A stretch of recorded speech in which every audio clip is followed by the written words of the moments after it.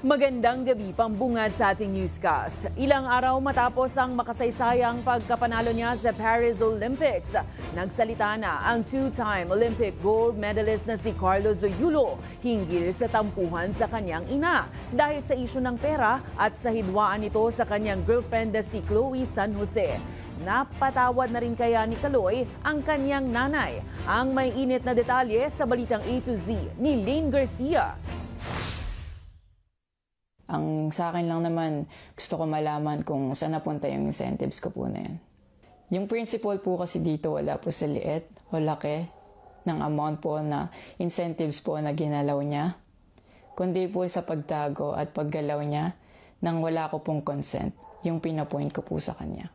Ito ang mainit na pahayag ngayon ni two-time Olympic gold medalist Carlos Yulo sa kanyang ina na si Angelica kaugnay sa issue ng pera at sa girlfriend nitong si Chloe San Jose. Ngayong Martes, August 7, naglabas ng isang TikTok video message si Kaloy kasama ang kanyang kasintahan kung saan ibinahagi niya ang kanyang mga saloobin sa di matapos-tapos na kontrobersiya laban sa naunang pahayag ng kanyang inang si Angelica.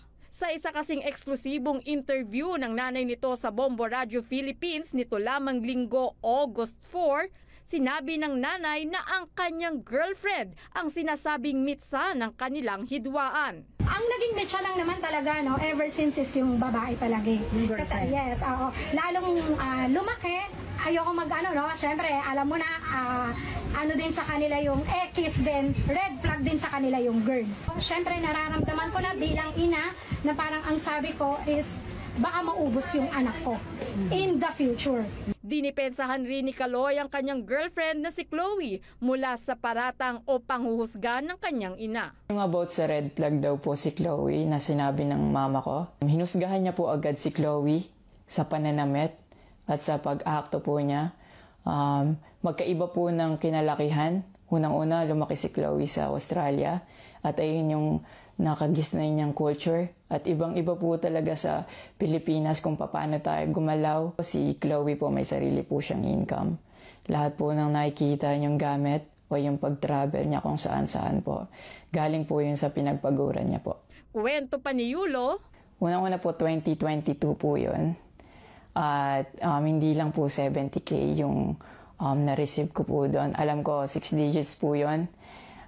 Dahil dalawa po yung nakuha kong medalya. After nun, mga bandang December, umuwi ako sa Pilipinas. Nakikita kami ng mama ko. At hindi niya sa akin sinasabi na na-receive niya na pala yung incentives ko from World Championships. Hindi ko pa po malalaman na na-receive niya na po yung incentives ko kung hindi ko pa po hinanap.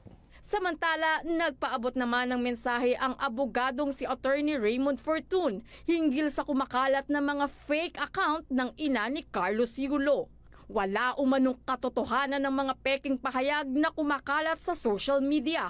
Ayon pa kay Fortun, naglulook forward ang inang si Angelica para i-welcome home ang kanyang anak. At bilang magulang, masaya ito sa pagkapanalo ng anak dahil ito ang pinangarap at pinakahihintay na paid off sa lahat ng paghihirap sa pagsasanay ni Kaloy sa Olympics. Gayunpaman, nagpaabot ng mensahe si Kaloy sa kanyang ina na mag-heal at i-celebrate na lamang ang pagkapanalo ng bawat Pinoy sa Olympics. Ang message ko po sa inyo na mag-heal kayo, mag-move on.